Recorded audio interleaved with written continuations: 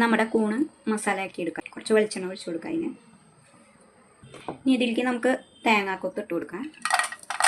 തേങ്ങാക്കൊത്തൊന്ന് മൊരിയട്ടെ.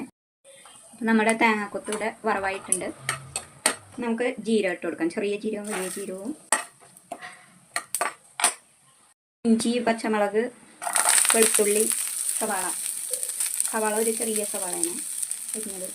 എല്ലാം കൂടി അരിഞ്ഞതാണ് ഇട്ട് വഴറ്റിയത്.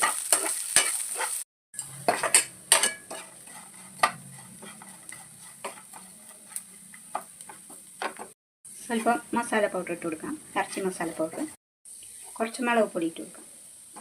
സ്വല്പം കൂടി വെളിച്ചെണ്ണ ഒഴിച്ച് കൊടുക്കാം. നമുക്ക് കൂണിട്ട് കൊടുക്കാം കേട്ടോ. നമ്മൾ വേവിച്ച് കഴുകി വെച്ച കൂണാണ്.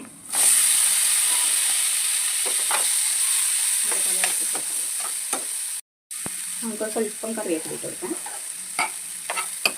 അപ്പം ഞാൻ ഉപ്പ് കൂണ് വേവിക്കുമ്പോൾ ഉണ്ടായിരുന്നു. കുറച്ച് മല്ലിയില ഇട്ട് കൊടുക്കാം.